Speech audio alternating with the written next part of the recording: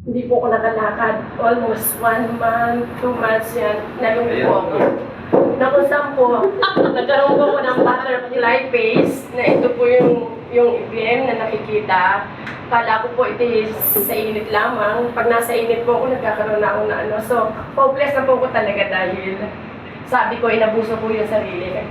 Sabi ko po sa doktor, saan ko nakuha yung sakit? Na-shock po ako.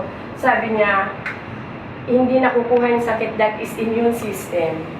Sabi niya, bumababa ang immune system mo, kaya pag mabuti yung cancer, may taning, malalaman kung kailan ka mamamatay, pero itong immune system, pag nawala sa katawan mo, mawawala ka na lang bigla. So, natakot po ako.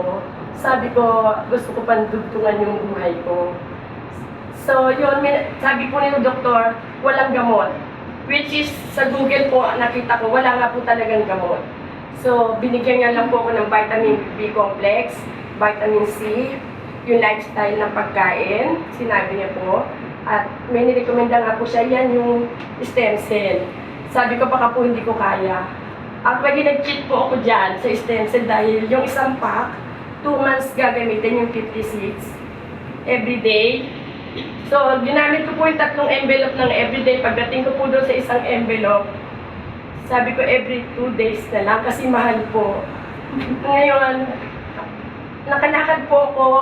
After a week lang po, nakita ko po yung numbness ko na wala. Lahat po. So, hindi ko po inaano na yan yung cause. Kasi hindi ko po, ang determinasyon ko po sa buhay gumaling. Sabi po ng doktor, you had to go another lab test on February. That is the Anna Titer lab test. Na yun po yung magsasabi kung ako po ay positive pa sa lupus. So, nag-continuous po ako niyan. Nung nag-lab test ng March, nilate ko nga po dahil natatakot ako dahil nakasalalay po dyan ang pagpuntak sa USA. Kung may sakit po ako, hindi na ako payagan ng mga kapatid ko kasi hindi naman ako makaka-work. Useless. Kung ako naman daw po gagaling, so kukunin ako kasi may visa po ako ay multiple. Ngayon, nung nag-lab po ako, 2 laboratory po yung pinuntahan ko just to justify na talaga po ako ay clear. Thanks God po because of that stem cell. Talaga po ngayon po ako ay negative to lupus na. Wow! Wow! Kasama ko po yung kasamahan ko dito, talaga po siya, isa sa nagtatayo sa akin. Sometimes na hindi po ako makalakad talaga. Nagpupunta po ako sa foundation ng office. Talagang hindi rin po ako makakabang, pinipilit ko pa rin po. So talaga po yung stem cell talaga po. Kaya ngayon po kasama ko ni Sir Joven na nagte-testimonya ng ako mismo sa sarili ko.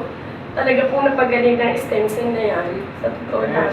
Wow, yes. Thank you so much po for sharing yung napakagandang testimony po ninyo. Okay? So,